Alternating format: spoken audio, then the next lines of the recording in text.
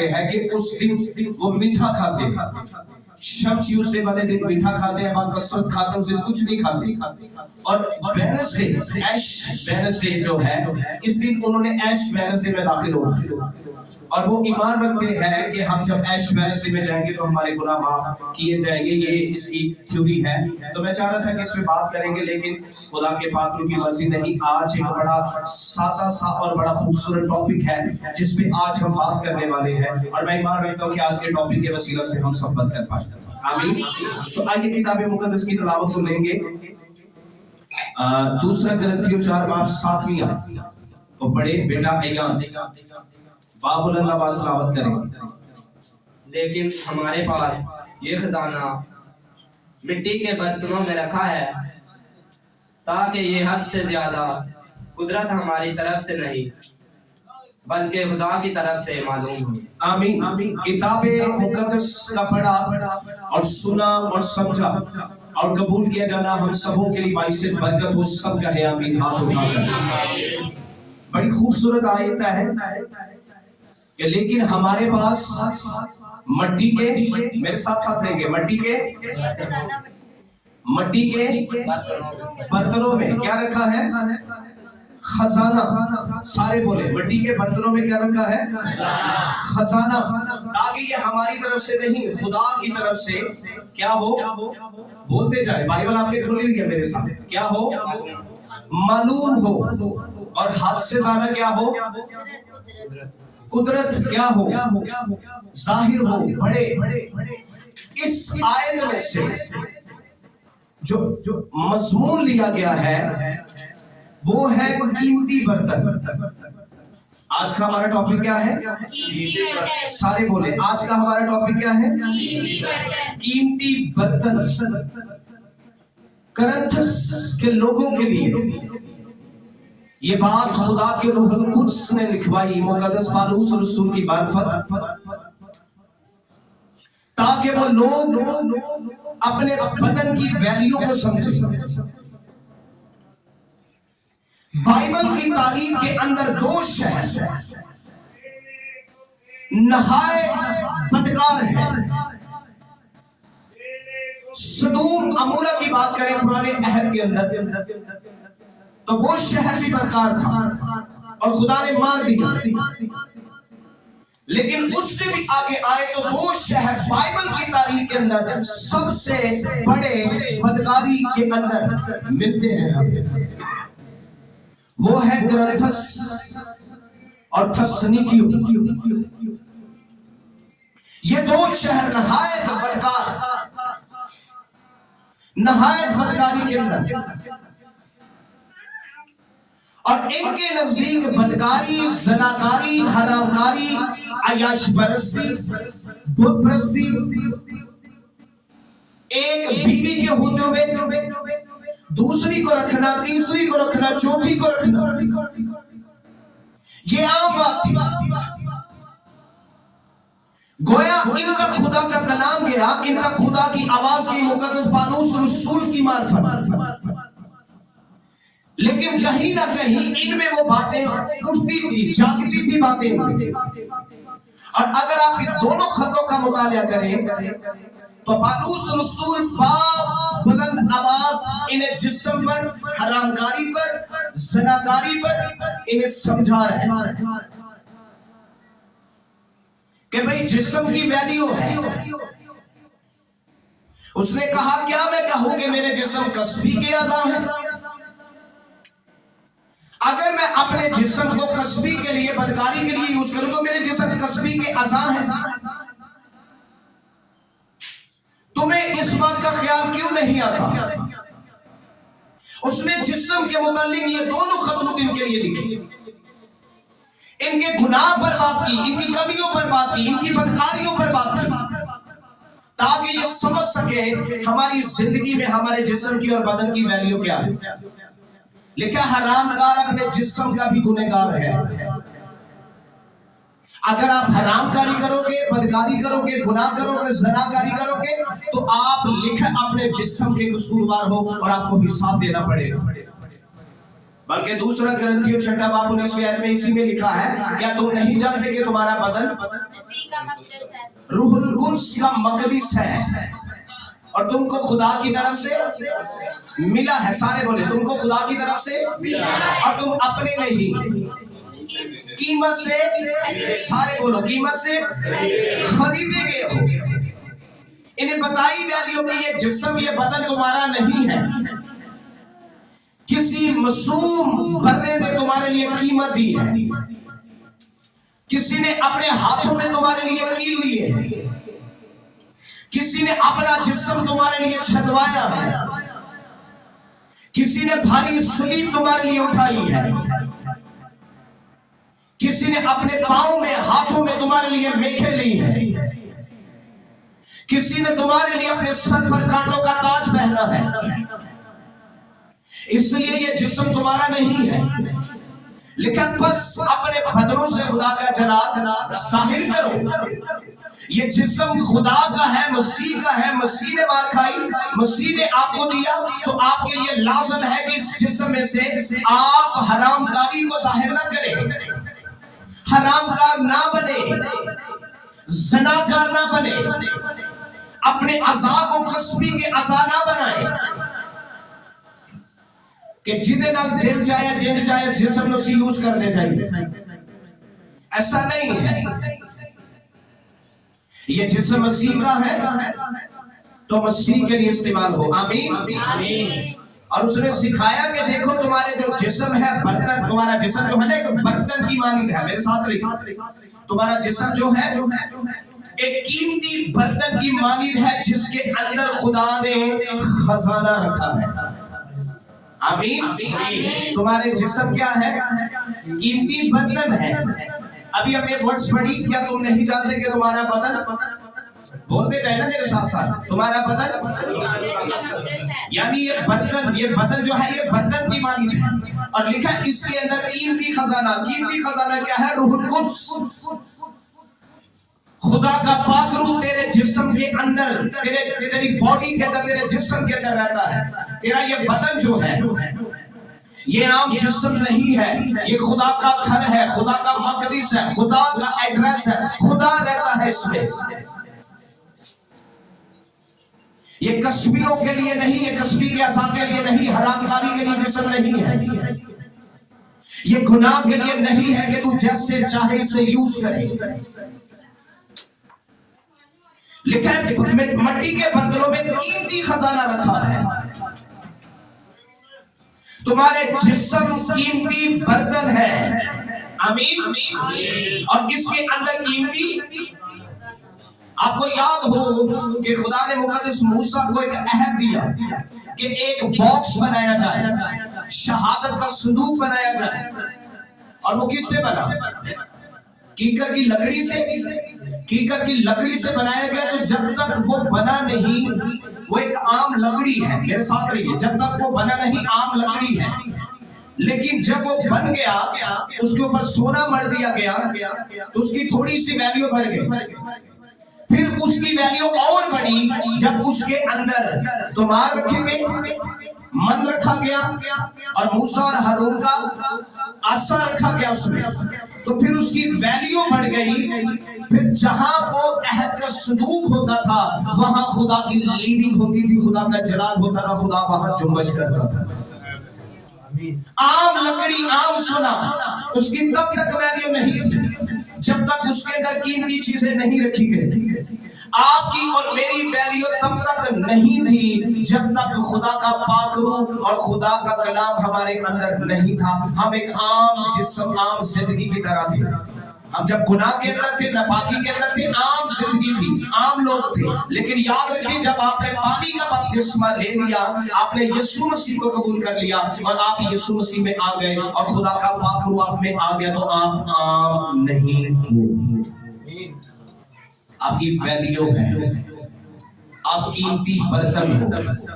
वो अलग बात है कि हमें होश नहीं, या हमें अपनी वैल्यू नहीं पता, हम कहाँ है, क्या है, कौन है, हमारी जात क्या है, पाप क्या है, और हमें किस लिए दुनिया के अंदर भेजा गया है, और हम दुनिया के अंदर क्या कर रहे हैं, ये अलग बात है। वो आपका कसूर है। लेकिन याद रखें, बाइबल में लिखा है जो इस जिस्म को बर्बाद करेगा मैं उससे बर्बाद करूंगा। उसकी खैर नहीं होगी, उसकी माफी नहीं होगी, क्योंकि इस जिस्म के ही किसी ने अपना जिस्म छदवाया है। और ये जिस्म आपका नहीं है। जब बनाया गया तब भी उसका था, जब उसने कीमत दी तब भी उसका था। मैं ये मिसाल ऐसे दूंगा कि कोई शख्स था, उसने कश्ती बनाई। कश्ती जब उसने बनाई तो कश्ती को तैयार करके समंदर पर, दरिया पर लेकर ट्राई के तौर पर कि मैं शिक्षा करूं कैसी है। और जब वो उसे लेके गया तो लहरें उस कश्ती को उससे दूर ले गई। जब उससे दूर ले गई तो एक दिन ऐसा हुआ कि कई साल के बाद वो एक बाजार से गुजर रहा था, तो उसने देखा तो वो कश्ती दुकान के अंदर, शॉप के अंदर लगी हुई। वो भाग कर गया तो उसने कहा कि ये कश्ती मेरी है। दुकान वाले से कहने लगा, दुकानदार से, ये कश्ती मेरी है, मैंने बनाई, मेरी है। उसने कहा भाई पहली तो बात ये, क्या सबूत है तेरे पास कि ये तेरी है? मैंने तो नहीं देखा, मुझे तो मिली है। कहां से लिया, मैंने कैसे लिया, वो मुझे पता, लेकिन मैं नहीं मानता तेरी कश्ती है। वो बड़ी जिद करने लगा, नहीं कश्ती मेरी है। उसने कहा चलो खैर, कश्ती तेरी है तो मैंने तो बेचने के लिए रखी है, कीमत दे और ले, मैं तुझे दे दूंगा। उस शख्स ने कीमत दी और कीमत देकर उस कश्ती को लेकर कहने लगा, जब मैंने तुझे बनाया तो मेरी थी, अब जब कीमत दी है तो फिर भी मेरी है, तो अब दो तरह से मेरी है। जब यीशु मसीह ने आपको बनाया आप उसके थे, और जब आकर उसने आपके पापों का कफारा दिया, कीमत दी, तब भी आप यीशु के। दो तरह से, पहले आप उसकी बीवी थी, कलीसिया उसकी बीवी है ना, अब आप सर खरीद बीवी है। पहले आप बीवी थी, कलीसिया बीवी थी उसकी, जब मसीह ने कीमत दे दी, अब कलीसिया सर खरीद बीवी है। और बच नहीं सकती, कितने जा नहीं सकती। एक बीवी का शौहर का निकाह किया तो कहती मैं तेरी बीवी खरीदी है भाई, मैं चलनी अपने पे, मेरी जरूरत पूरी करेगा, ठीक है, नहीं तो मैं जा रही हूँ। लेकिन जिस बीवी को खरीदा जाता है ना, वो जा नहीं सकती, क्योंकि उसकी कीमत दी गई। समझ आ रही है मेरी बात? जिस बीवी को कीमत दे दी जाए तो उन्हें पता है भाई मैं खरीदी, मैं तो कितने जा ही नहीं सकती। और ये बात मैं इसी तरह बयान करूंगा, होसिया नबी की किताब को जब हम पढ़ते हैं गौर से सुन, तो वहां एक बड़ी स्टोरी है इस बंदे की। मैं जब इस किताब को पढ़ता हूं मुझे बड़ी इबरत, एक सीखने की बात मिलती है। खुदा एक दिन होसिया से कहता है, होसिया ऐसा करके कोठे पे जा, लफ्ज यूज होगा बाइबल के अंदर, कोठे पे जा जहां कस्बियां रहती हैं, जिस्म फरोश औरतें हैं, वहां जा, और वहां से एक बीवी ले। परेशान हो गया खुदावंद, मैं एक प्रॉफिट हूं, मैं एक नबी हूं, आम बंदा ये सोच नहीं सकता। आम बंदा ऐसी औरतों के पास जाए तो नापाक हो जाता है, तो मैं फिर एक नबी हूं, मैं ऐसी औरत को कैसे लेकर अपनी बीवी, मैं कैसे मान लूं कि ऐसी औरत मेरी बीवी बन सकती है? उसने कहा मैं खुदा हूं, मैं जो कह रहा हूं वो कर, चल जा लेके गया। उसने कस्बी ली, वहां से निकाह किया, ले आया। कुछ टाइम रही, उसके यहाँ बेटा हुआ, तो उसका पहला बेटा हुआ था। तो खुदा ने कहा था तेरी जब औलाद होगी नाम नहीं तू रखेगा, नाम भी मैं रखूंगा। अब इस स्टोरी से एक बड़ी बात सीखनी आपने, आपको समझ आएगी स्टोरी से। कई मरतबा ना गंदे गलीज लोगों से बड़ी नफरत करते हैं, और यार मैंने चर्चे जाना लाते हैं गलीज, तो समझिए कि स्टोरी। तो उसका हाँ पहले एक बेटा हुआ था, उसका नाम उसने जज़लिएल रखा था। और खुदा, इसका मतलब है तुम मेरे लोग नहीं और मैं तुम्हारा खुदा नहीं, खुदा ने ये नाम रखा। तो जब बेटा पैदा हुआ 2-3 साल का हुआ, वो छोड़ के भाग गया अपने उसी अड्डे पे। उसे जब अपने यारों की याद आती थी, क्योंकि कस्बी कभी टिकर रह नहीं सकती एक शख्स के साथ, आदत बड़ी होती है कई मर्दों की। तो वो जब चली गई तो खुदा ने फिर कुछ टाइम के बाद कलाम किया, होसिया तेरी बीवी कहाँ है? उन्होंने कह दी वो गई हो, जल्दी से जो बात गई। कहते तू इतने की करने जाने लैके गया, उसे ले गया। फिर वो कुछ टाइम ले उसके यहाँ फिर एक बेटी हुई, उसका नाम खुदा ने हुर्लुमा रखा। और हुर्लुमा का मतलब है मैं जल्द इसराइल की इबादत करने वाला हूं। जब बेटी थोड़ी टाइम के लिए बढ़ी फिर टूट गया। आदत है ना भागने की, जब भाग गई तो फिर कुछ टाइम बाद खुदा ने कलाम किया, होशिया तेरी बीवी का होगी। क्या लगा खुदा में तो वो थी जितने जाने एक दी नहीं मैं क्या करा, कहता तू इतनी करना चल अपनी बीवी लेके आ। फिर गया बेचारा, मना फिसला कर ले गया, चल भलिए घर चलिए, तू भाजो नहीं है खुदा मेरी तो ना बता।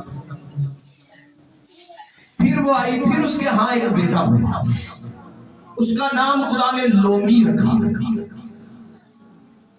जब खुदा ने उसका नाम लोमी रखा फिर वो बेटा बड़ा 3 बच्चे हो गए। वो लादों को तो होशी देख रहा था, वही पाल रहा था। फिर बचे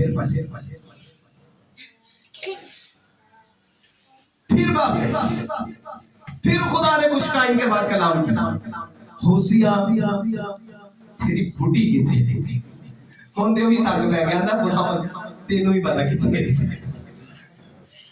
उसे भागने की बीमारी है, वही उन्हें कहा तू मुझे की करेंगे, चल बीवी लाके आ जाए। आगे गया तो अब उसकी बोली लग रही थी, बिक रही थी। ये असूल है कोठे वालों का, कस्बियों का, कि अगर किसी औरत का हुस्न ढल जाए, किसी काम की ना रहे, बड़ी खाली जिंदगी है बेचारों की। इसे फिर बाद में फरोख्त कर देते हैं, गुलाम हो जाती है। बड़ी खलासत है, बिक रही थी, बोली लग रही थी होशिया की बीवी। तो गया आगे, बोली लग रही तो वापिस आ गया। खुदा ने पूछा बुढ़ी ने लेके आया, कहता जी होते बिक रही होते बोली लग रही, तो कहना तू इतने की करेंगे, कहता जी मेरे को तो कुछ भी नहीं। कहता तेरे कोल की है? खुदावन से कहने लगा मेरे पास गेहूं है, ये अनाज है, ये चीजें करके। खुदावन ने कहा बेच, कीमत लेके जा, बीवी ली। गया जाके बोली कि पैसे दिए, बीवी ले आया।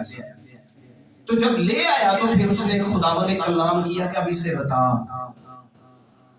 कि जब जिससे निकाह किया था वो बीवी थी, अब तेरी कीमत देकर लेकर आया तो सर खरीद ली है, हम नहीं तो भाई सवारी, अब तेरी कीमत दे दी है।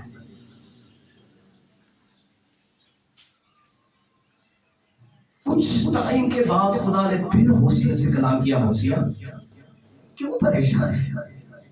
ये जो मैंने तेरे साथ किया इस बात से परेशान है कि तू एक प्रॉफिट, एक नबी और ये कसबी। तो कहने लगा खुदावन तुसी मेरे नाल केड़ा चंगा सलूक है, तुम लोगों को बीमारी नहीं थी भाग में? क्या मैंने इसराइल से नहीं कहा था कि तू मेरी जवान बीवी है, नौसान बीवी है, मैं तेरा शौहर हूं, तू मेरी बीवी है? क्या तुम्हें भागने की बीमारी नहीं थी? तुसी भी ते कदी बाल देंगे, तुसी भी ते कदी असरा देंगे, तुसी भी ते किसे देवता देंगे, कदी किसे देवता देंगे। मैं रूहानी पहलू में बात कर रहा हूं, जैसे मैं अपनी बीवी का शौहर हूं इसी तरह खुदा कलीसिया का शौहर है। अब मैं रूहानी पहलू में बात कर रहा हूं। खुदा कलीसिया का रूहानी तौर पर शौहर है, कलीसिया का शौहर है यीशु। एक होर भी है जड़ा इस बीवी को लेना चाहता है, जड़ा इहदे नाल ज़नाकारी करना चाहता है, हरामकारी करना चाहता है, बीवी नहीं बनाना चाहता, इससे यूज करना चाहता है। और जो कोई बीवी को यूज करता वो शौहर नहीं, वो हरामकार है। तो खुदा ने कहा क्या तूने मुझे छोड़कर, अपने शौहर को छोड़कर तू बगाने देवताओं के पास नहीं गई? तूने उसे अपना शौहर नहीं माना? तूने मेरे साथ क्या किया है? तुम लोगों ने मेरे साथ क्या किया? तुम लोग भी तो ऐसे ही और अपने बड़ी तू छाती पीटने ले भाई। जो मैंने तेरे साथ किया सिखाने के लिए किया तुम लोगों को, कि तुम लोगों ने भी मेरे साथ ऐसे किया, मैं तुम्हें लेकर आता था, भाग जाते थे तुम, लेकर आता था। खुदा कितनी बार लेकर आया, कहां से लेकर आए थे? पहली मर्तबा मिस्र से। तो मिस्र के अंदर आग जब मुल्क मौत के अंदर आए, खुदा ने क्या कहा? अब तुम उन जैसे गैर कौम जैसे काम, उनके देवताओं की इबादत, तुम जादू ना करना, फाल ना निकलवाना, तो वो सेम वही काम इन्होंने करने शुरू कर दिए। ये खुदा ने बाबलियों के हवाले कर दिया, ये बाबल बच गई। इससे मुराद ये है, ये होशिया की बीवी जब भागती थी ना अपने उन्हीं गुनाहों के अंदर, इससे मुराद ये है कि पहले ये मिस्र से निकली, खुदा मिस्र से पकड़ कर लेकर आया, फिर ये बाबुल में भाग गई और बाबुल में भी जाकर ये वापस नहीं आना चाह रही थी। पिछले संडे सीखा था ना हमने, अज़रा ने मुनादी करवाई कि चलो हम अपने मुल्क में वापस चले, इत्थे तिजारत करना साड़ा काम नहीं। ये वहां से वापस नहीं आना चाह रहे थे, खुदा ने लेकर आया वहां से। फिर जब ये आए तो फिर इन्होंने वही काम किए, खुदा ने फिर अदोमियों के हवाले कर दी, असूरियों के हवाले कर दिया, फिर वो इन्हें ले गए। फिर ये अपने ऐसे कामों में धंसे रहे, तो खुदा ने फिर होशिया से कहा, इन्ना तू परेशान है, क्या तुम लोगों ने मेरे साथ ऐसा नहीं किया?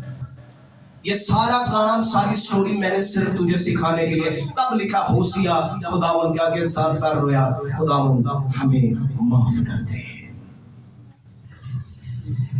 आज तो हड्डी हालत भी दे आई है, यीशु दी बीवी दी 6-6 महीने लभदी नहीं किथे गई।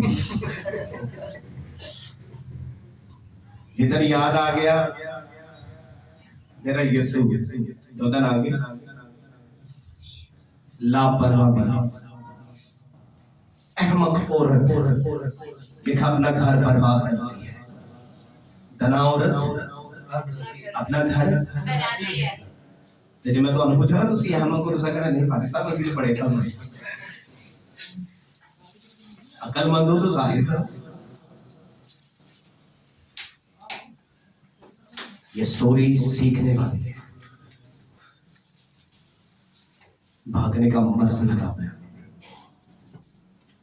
कीमती बर्तन हुआ, और ये मर्ज जो है ना बदकारी का, गुनाह का, जनाकारी का, इन लोगों को भी लगा हुआ। करंथस के लोग, पढ़िएगा जाके पूरी किताब, पता चलेगा आपको, बड़ा मजा आएगा। ये बदकार लोग थे, मसीह को पाकर भी फिर बदकारी के अंदर थे, मसीह को पाकर फिर गुनाह के अंदर थे। बदकारी इनका मकसद बन चुका था। तो आज मसीहियों में क्या है? मसीहियों में आज क्या है? एक दो दिन तो किन्हें कॉपी कर रहे हैं? कॉपी भी तो कर रहे हो ना किसी का।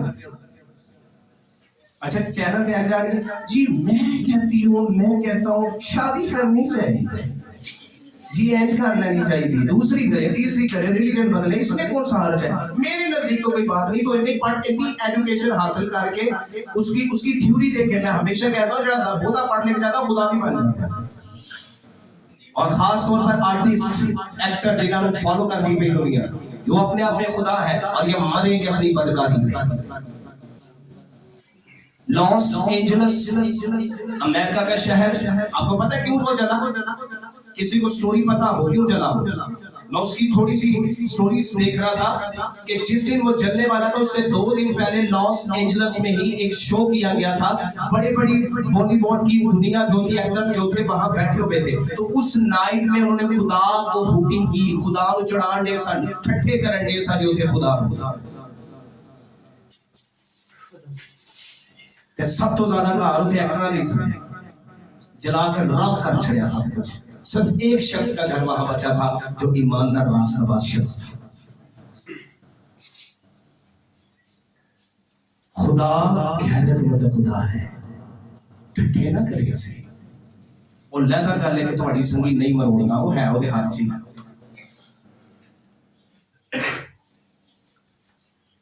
ये उन्हीं चीजों में इन्वॉल्व थे। तो फिर उसने सिखाया भाई तुम्हारा बदन कीमती बर्तन है, और इसके अंदर खुदा ने कीमती, सारे बोले इसमें कीमती खजाना रखा हुआ है। और कीमती खजाना कौन है? रूहुल कुद्स है, पाक रूह है। ते जिदों तुसी गुनाह करदे हो, शराब चुक के ते पींदे हो, क्या आप रूहुल कुद्स को रंजीदा नहीं करते? जब आप बदकारी देख रहे हो तो आप रूहुल कुद्स को नहीं देख रहे, रूहुल कुद्स नहीं अंदर। क्या आप रूहुल कुद्स को रंजीदा नहीं कर रहे? आप गलत अफेयर कर रहे हो, रूहुल कुद्स को रंजीदा नहीं कर रहे आप। कौन सा बर्तन बनना चाहते हो? एक घर में बड़े सारे बर्तन हैं, किस बर्तन की मालिक बनना चाहते हो? घर में वो भी बर्तन है जिसमें खाना डालकर खाया जाता है, घर में वो भी बर्तन है जिसमें हम बड़ी सोने चांदी कीमती चीजों को ढाल कर रखते हैं। आपको पता हो तो पुराने जमाने के अंदर लोग क्या करते थे, बर्तन लेते थे, उसमें सोना रखते थे और जमीन में गाड़ देते थे। बर्तन कीमती नहीं है, लेकिन उसके अंदर जो चीज पड़ी है वो कीमती है और उसने बर्तन की भी वैल्यू बढ़ाई। फिर उन्होंने बड़ा साम लोग की रख रहे होंगे। क्यों? ये जमीनों में से खजाने मिल जाते हैं, लोगों को खोदते हैं, खजाने मिलते हैं। पुराने जमाने में लोग ऐसे ही करते थे, दबा देते थे जमीनों के। सिख बड़ा सोना दबा के लिए सारे थे, जो जंग वो यहाँ पटवारा है, मौका मिला तो आकर निकाल के ले जाएंगे। लेकिन वो पाकिस्तानी लोग जो है उनके हाथ में लगे, अदारों के हाथ लगे। समझ आ रही है मेरी बात? कौन सा बर्तन बनना चाहते हैं? घर में बर्तनों की किस्म है, वो भी बर्तन है जो शौकिस में लगाए जाते हैं, कीमती बर्तन। वो भी बर्तन है जिनमें खाना डालकर खाया जाता है, और वो भी बर्तन है जिसमें कचरा डाला जाता है। कौन सा बर्तन बनना? कीमती, जिसमें कचरा डाला जाता है। वो है तो वो भी घर का ही ना, डस्टबिन घर की नहीं। तो वो भी बर्तन घर के जिसमें आप खाना बनाते और खाते। कभी वॉशरूम का बर्तन आप किचन में लेके आए तो किचन के बर्तन वॉशरूम में लेके जाते हैं। बड़ा इम्तियाज है तुम्हारा, कॉमन सेंस है भाई। वॉशरूम का बर्तन किचन में नहीं ले, और किचन की चीजें तो फिर अपने भी इम्तियाज क्यों नहीं रखते? है तो तुसी कीमती बर्तन हो, पर हालत तो सौ बनाई तुम्हारे विच कचरा सुटिया जा रहा है। सारे ये बर्तन एक ही घर के हैं, है तुसी सारे मसीही हो, अपने आप को मसीही कहते हो। लेकिन आप में से कुछ बर्तन ऐसे हैं जो खुदा की मर्जी को पूरा करें, और वो कीमती बर्तन है। लेकिन आप में से कुछ ऐसे बर्तन बनकर बैठे हुए हैं जिनमें कचरा डाला जाता है। तो मेरे ख्याल हाथ भी ऐसी बड़ी मुश्किल लाने, ऐसी पैर ना लियो पीछे। समझ आ रही है मेरी बात या नहीं? पैर तो लाए ये अच्छा है कि कीमती बर्तन उठा के पुत्र जरा ध्यान रखो, मेरा पुत्र ध्यान ना रखिए, मेरे बर्तन है, मेरा जहेज टूट ना जाए, मेरा डिनर सेट ना टूट जाए। ये खवातीन की आदत है, ध्यान ना पुत्र है, मेरे बिस्तर जहेज है, पेटी मेरी जहेज थी। मतलब कितनी वैल्यू है खवातीन को अपने बर्तनों की। समझिए इस बात को, अच्छी बात है, केयर करें उनकी। लेकिन अपने लिए आप इम्तियाज क्यों नहीं करते? गंदे बर्तन बने, और बाज ऐसे भी बर्तन हैं जिनमें थूका जाता है। जिन्होंने पान खाने की बीमारी है ना, देखा ना, थूके तो मेरे पिचकारी मार दे, बर्तन उन्होंने रखे होता साइड, वो भी तो एक बर्तन है। लेकिन जिसमें खाते हैं उसमें नहीं थूकते। कौन सा बर्तन बनना चाहते हो? जिसमें थूका जाए और कराहियत करते हैं, उस बर्तन को छूना पसंद कोई नहीं करता। या वो बर्तन बनना चाहते हो जिसमें खजाना रखा है, तो लोग ये बर्तन लब देने। क्यों पादी साहब? खजाना लपन जाने देते, खाली खजाने लपन जाने देते नहीं, वो बर्तन ढूंढेंगे इधर देख लो जिसमें सोना था, हीरे थे। लोग ढूंढते हैं उस बर्तन को। क्यों पालूस की आरज़ू करते थे ये लोग? वो कीमती बर्तन बन चुका था। डिमांड करते थे पालूस की, हमें तू चाहिए, तू आ हमारे पास। लोग आपके साथ बात करना पसंद नहीं करते। वजह क्या है? एक पादरी जिहदे वसीले नाल 4-5 मुंडे जिंदा हो जाण ते दुनिया तुहानूं लभेगी कि नहीं?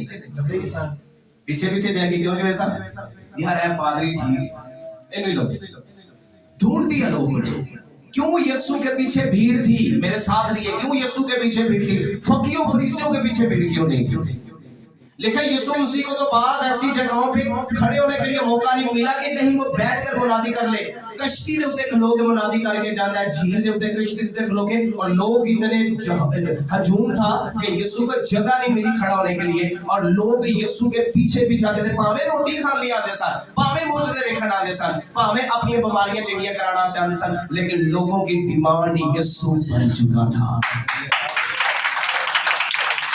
ईमान बन चुका था यीशु खुदावंद को ढूंढते थे लोग खुदावंद यहाँ है मुझे वहां ढूंढ रहे थे क्यों क्योंकि यीशु मसीह कीमती बर्तन था और वो बर्तन था जिसकी चॉइस खुदा खुद है आमीन खुदा खुद उसकी चॉइस है खुदा उसे चॉइस कर रहा है कि ये मेरा प्यारा बेटा जिससे मैं खुश हूं खुदावंद कह रहा है इससे मैं खुश हूं ये कीमती बर्तन है मैं इससे खुश हूं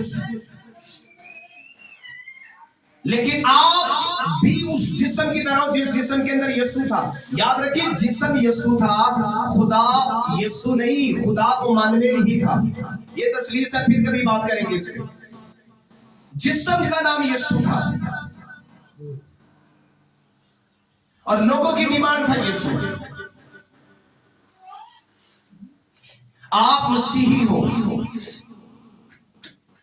लोग आपकी वैल्यू नहीं तब तक जानेंगे जब तक आप अपनी वैल्यू खुद नहीं समझोगे आप में कीमती खजाना है वखाओ लोगों को जाके ते ਜਦੋਂ ਤੁਸੀਂ ਇੱਥੇ ਇਬਾਦਤ ਇੱਥੇ ਹਾਲੇਲੂਇਆ ਤੇ 6 ਦਿਨ ਸਮਝ ਗਏ ਨਾ ਅਗਲੀ ਗੱਲ ਜਿੱਥੇ ਵਿਆਹ ਲੱਗਾ ਜਨਾਬ ਵੜ ਗਈ जिथे लबी कुबी बढ़ गए जिथे लभ्या जनाब होर खाता उथे भी बढ़ गए ते बाद च आखना यार साडा यीशु जिंदा ने कहना कोई नहीं जिंदा जिन्ने दा तेरे काम ने कोई नहीं जिंदा नहीं मानेंगे लोग तेरी गवाही नहीं मानेंगे क्योंकि तूने अपनी गवाही गंदी की हुई है तूने अपनी गवाही को खुद रॉन्ग किया हुआ है यीशु में कुदरत है वो जिंदा है सब कुछ कर सकता है तेरी गवाही ठीक नहीं तू ठीक है तेरा बोलना ठीक है तेरा लहजा ठीक है तेरे अंदर खुदा का हॉली स्पिरिट है दिखा लोगों को लोग खींचे चले आएंगे चर्च के अंदर लोग तेरे पास बैठना पसंद करेंगे जब तू खुद करप्ट है तेरी गवाही ठीक नहीं तू खुद गलत बातें करेगा गलत चीजें देखेगा लोग ही कहेंगे खैर तू साढ़े बस गई असि भी यही जाने चर्चा के कारण है हालेलुया अलग रहो लोगों से अलग दिखना है अलग रहो अलग नजर आना है अलग रहो कुछ साबित करना चाहते हो अलग रहो यीशु मसीह क्यों अलग था फकीरों फरीसियों से यीशु मसीह की तालीम क्यों अलग थी क्योंकि यीशु मसीह उन जैसा बनना नहीं चाहता था और शागिर्दों को भी मना किया इन जैसे काम ना करियो ना इन्ना वर्गे ना पढ़े शागिर्दों को अलर्ट करना इन्ना वर्गे ना पढ़े अलर्ट करता था इन्ना वर्गे काम ना करे अलर्ट करता था इन्ना वर्गा मिजाज ना रखे तो तुम्हारा भी मजाज हो रही है रोजे आगे ने क्यों मासा रोजे आगे ने गैर कौमां को वो भी रोजे आ जाते तराबिया टोपी सिर दे तस्बीह हाथे सुतर ना टुंगी हुंदी ते साडे भी आई हालात ने रोजे आगे अच्छा जी रोजे आगे फाली सब चर्च की नहीं होंदे ते 11 महीने कोई नहीं पता साई ये कितने बजे ला निकलो इन हालतों से खुदा ने पहले इसराइल को मना किया था गैर कौमों जैसे कहा रोजे अच्छा रोजा रख लेना भाई मैं झूठ नहीं बोला मैं रोजा रखे जो ही रोजा बाहर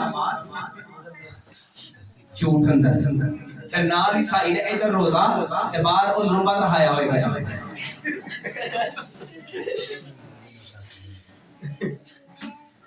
ये हालत है लोगों की ये सच बात है 15 घंटे अंदर साड़ लेगा ते बाहर जाके ए मैं रोजा खोले तो भी खोल केड़ा रोजा है तेरा केड़ी रोजे, केड़ी कंडीशन है, कौन सी तालीम है, किस कौम से हो, किस मजहब को फॉलो कर रहे हो आप लोग, किस दीन की तालीम है आप में। यीशु ने बेचारी देर बेचारी राधा फाका काट के मुनादी की थी जाके, नहीं यकीन तो पढ़ लो। लिखा उस वक्त से लेकर यीशु ने ये कहना और मुनादी करना शुरू किया कि तौबा करो, आसमान की बादशाही नजदीक आ गई है। चौथे बाब दे विच ये ना रूल कुछ ले गया उसे जंगल में, चौथे बाब की 70वीं आयत में यीशु ने जाके मुनादी करना शुरू कर दी, रोजे रखे थे तो रोजा तो बाद जाकर उन्होंने कलाम सुनाओ।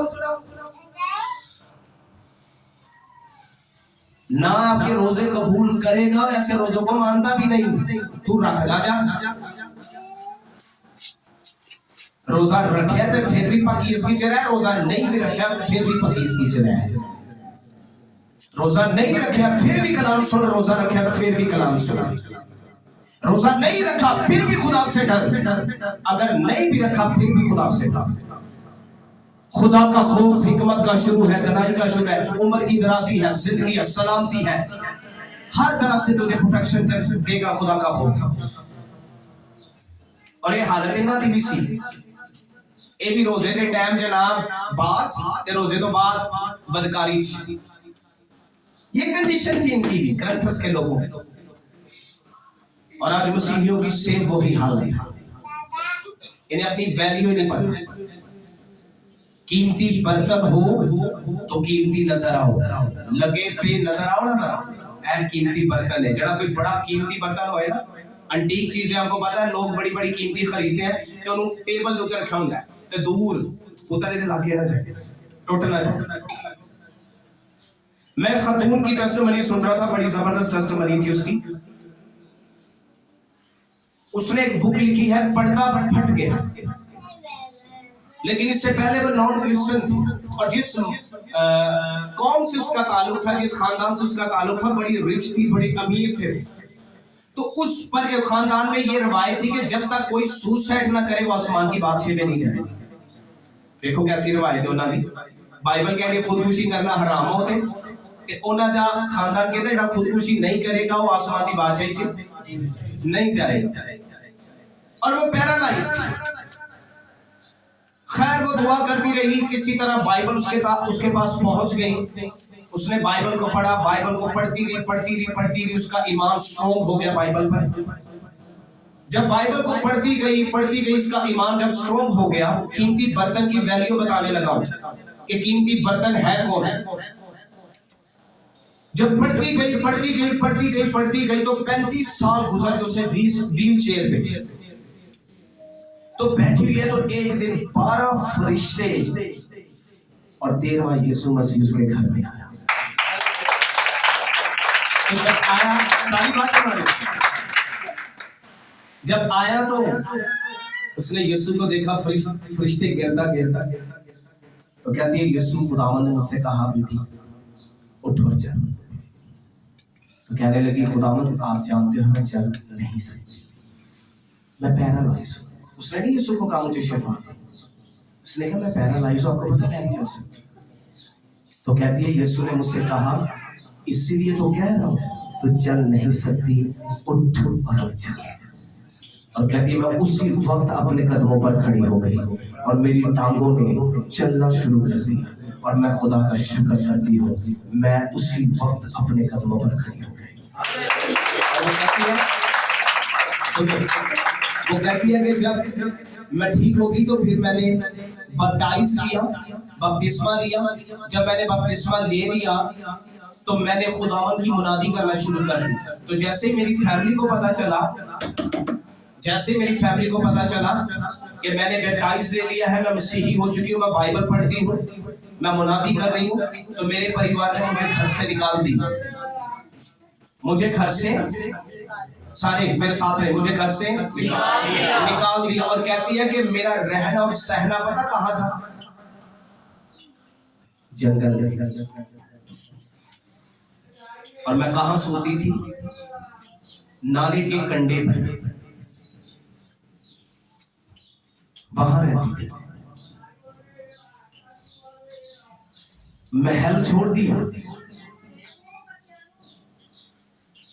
5 स्टार रूम 7 स्टार रूम छोड़ दिया। घर वालों ने डिमांड कर दी बाइबल छोड़ दे या घर छोड़ दे। बाइबल रख या घर।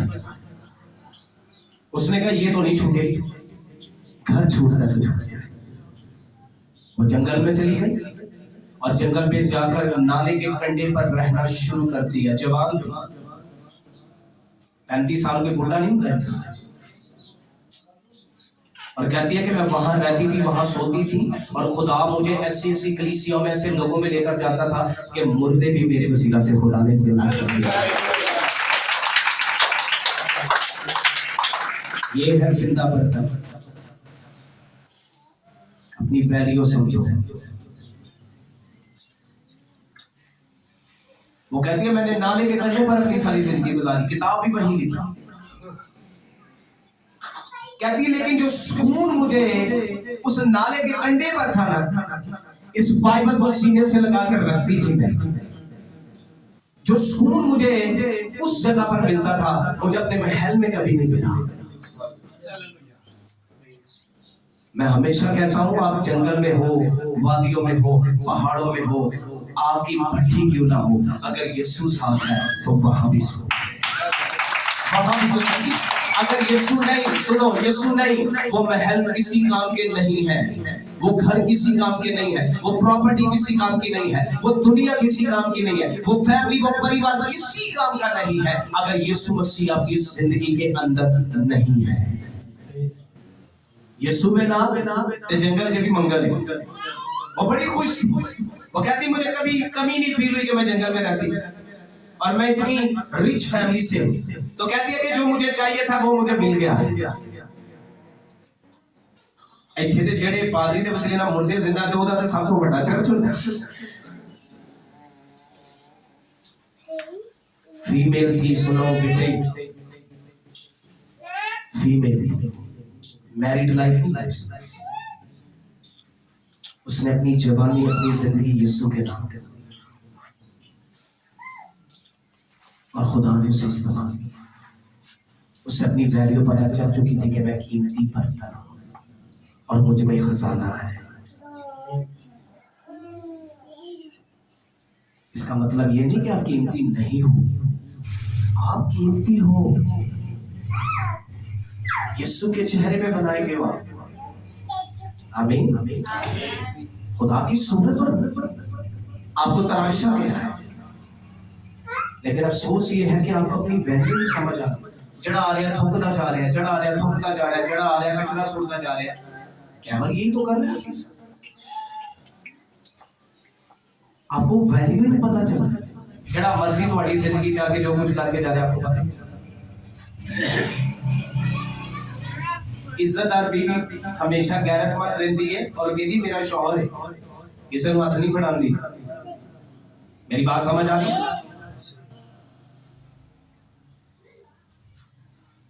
ते दुनिया के उत्ते इज्जतदार बीवी इन्नी गैरतमंद है, यीशु दी बीवी को कितना गैरतमंद होना चाहिए। और मेरी बीवी इतनी गैरतमंद है, वो जब अनमैरिड थी बताती थी कि लड़का कोई मैनू वेख लेता सी ना ते मैं सिर्फ पूरी पानी है कि दूसरी बारी बाजी कह के जाता है। ये कस्टमर ही आपकी बुआ जी।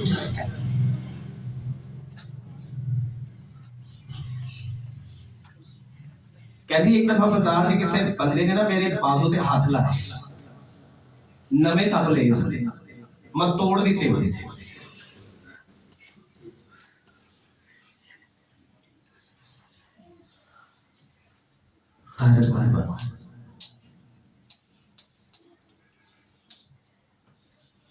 मसीह की बीवी को कितना गैरतमंद होना चाहिए।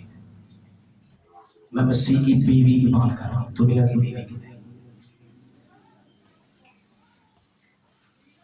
बड़ी कीमती जोड़ी थी नवाज शरीफ की बीवी ते लोका मैड फुल वेख्या तुसी जदों उन्हें जलसे जुलूस करन झूठ ही बोलण हुंदे ते पतियां ते लोकां घेरिया हुंदा तुम्हारे। भाई बेटी उसकी वजीर खारजा किवें प्रोटोकॉल है, मेरी बात को समझे जरा। तो आप किसकी बीवी है? या तो इनकार कर दो सी मसीह दी बीवी नहीं ते फिर ते करी जाओ जो मर्जी, फिर ते तुम्हारा अंजाम जिते है जाओ, नो टेंशन। ते एक पासे कही जाते है जी ਅਸੀਂ ਇਸੇ ਦੇ ਹਾਂ, ਅਸੀਂ ਇਸੇ ਦੀ बीवी ते हाल दा बढ़िया की उसकी बीवी बड़ी कीमती है, लेना से हमने अपनी बीवी, वो आ रहा अपनी बीवी को लेने के लिए, कीमती बीवी कीमती बर्तन लेने के लिए आ रहा है वो, अपनी वैल्यू समझो। अब हो कौन, किसके खून से बचाए गए हो, तो उन्हें मुझ वाले ना समझेंगे कि तो सीधी बीवी सारी बीवी बैठी है इसमें वो लेने के लिए। वो कहती है कि मैंने नाले के कंढे पर वक्त गुजार दिया तो खुदा ने वहां मुझसे कलाम लिखवाया, मैंने बुक वहां लिखा, मुर्दे जिंदा कर रहा था खुदा ने।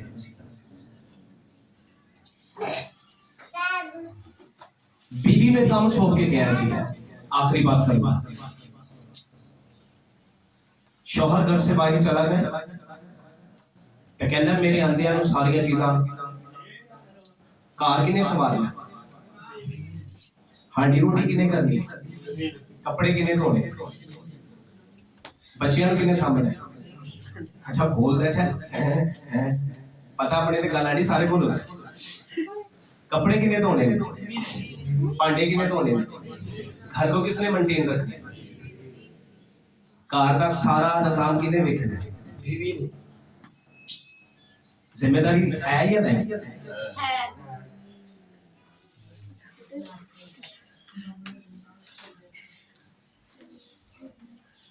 यीशु मसीह ने कहा 6 काम देके गया, मैं उस वक्त कहूंगा कि मैं कैद में था, तुमने मेरी खबरगिरी ना की। पहला ऑब्जेक्शन टीवी पे लगेगा, दूसरा मैं भूखा था तुमने मुझे खाना ना दिया, तीसरा मैं नंगा था मेरा जिस्म तुमने, मैं प्यासा था तुमने मुझे पानी, मैं बीमार था तुमने मेरी कमाल गिरी। ये जिम्मेदारियां दी हैं बीवी,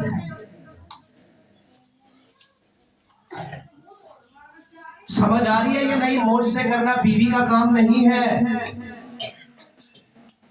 वो यीशु का है। सैलरी लाना किसका काम है? घर में पैसे देना शौहर का काम है, पैसे देना शौहर का काम है, जॉब करना शौहर का काम है, जो निजाम जिंदगी बाइबल ने दी है मैं उसके मुताबिक बात कर रहा हूं। और घर की सारी जरूरतों को पूरा करना शौहर का काम है और उन चीजों को मेंटेन करना बीवी का काम है। मौजूदात करना किसका काम है? यीशु का। हीलिंग देना किसका काम है? यीशु का। आपको खाना देना किसका काम है? यीशु का। आपकी सारी जरूरतें पूरी करना किसका काम है? तो वो नहीं दे रहा। आपको जिंदगी और सांसें देना किसका काम है? जो उसका काम है वो पूरा कर रहा है आपकी लाइफ के अंदर। लेकिन जो बीवी का काम है, बीवी अपना काम नहीं करती। बीवी कीमती बर्तन है, लेकिन कीमती बर्तन को अपनी वैल्यू नहीं पता कि मैंने क्या कर वो भुली है ते पता नहीं किधर डुली भुली भी है ते किधर डुली है।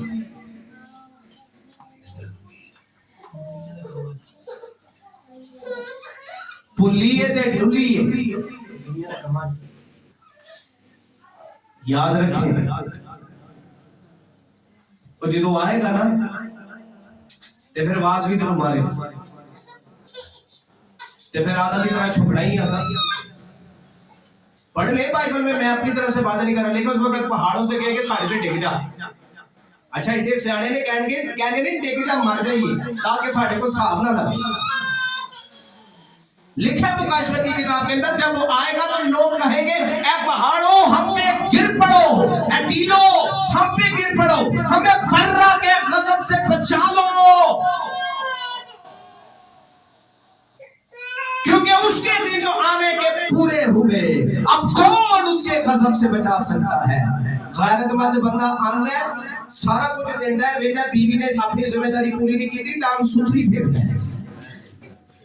तो उदे को लिया टांग जे, मैं हवा में बातें नहीं कर रहा, बाइबल को पढ़ के देखो, लिखा उसके हाथ में लोहे का उससे मारेगा, एमी नहीं छड़ देगा। तो आने जिस्म करवाया उन्हें अपना, सुने मेरी बात, आपके लिए जान दी है उसने, हाथों में कील लिए है, सर पे कांटों का ताज सजाया है, हथा जो ने गाने बंदे संग चैना दे संगना दे, मेहंदी रचाई है उसने अपने हाथों पर खून की, सूरत खोदी है यहाँ उसने तेरी, बीवी को लेने के लिए आ रहा है, और बीवी आगे से तैयार ना होगी तो बीवी भाग नहीं सकती, छुप नहीं सकती, मारेगा लोहे की आसा से, छटेगा नहीं।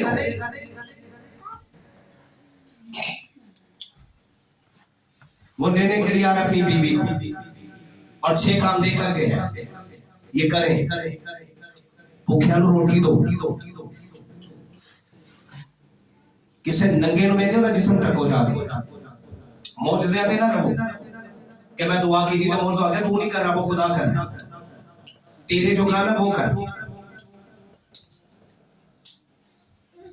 कोई प्यासा आता उसे पानी पिलाओ, कोई कैद चले परेशान है उसकी खबरगिरी करो, कोई हॉस्पिटल से बीमार है उसके पीछे जाओ, ये जिम्मेदारियां दी। तो यीशु ने साफ कह दिया, स्टेटमेंट दे दिया, मैं उस वक्त साफ कह दूंगा कि मैं प्यासा था, मैं भूखा था, मैं कैद में था, तू मेरी केड़ी पीछे बात लेना आई है भाई, बीवी से कह रहा तू केड़ी बात लेना आई है पीछे, मैं नंगा था, तू मेरी कोई खिदमत नहीं की थी, मेरा जिस्म नहीं ढकिया, मैं बीमार था, तुमने कोई कमादगिरी नहीं की। बीवी वो काम करना चाह रही है जेड़े शौहर दे नहीं, अपने नहीं करना चाह रही, अपने को भूली, अपनी वैल्यू पहचान, बीवी किसकी हो और बर्तन कौन सा हो। मेरी बात समझ आ रही है? बीवी किसकी हो और बर्तन कौन सा हो। इन्होंने कह लगा कि जे तुसी अपनी बीवियां को छड़ के होर ना वल जाओगे तो की तुसी हराम कर रहे,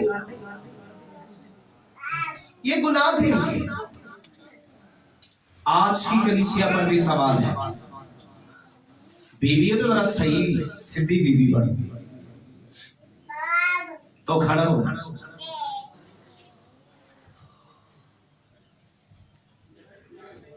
झूठिया नाल ना रखदा यारी ते गमंडियां कोल। मैं पढ़ रहा था, चिड़चिड़ी बीवी, चिड़चिड़ी बीवी से बेहतर है कि तू बिहा बांझ रहना चाह, लड़न वाली चिड़चिड़ी देखी जे ना, क्यों भाई होया कदी तजर्बा?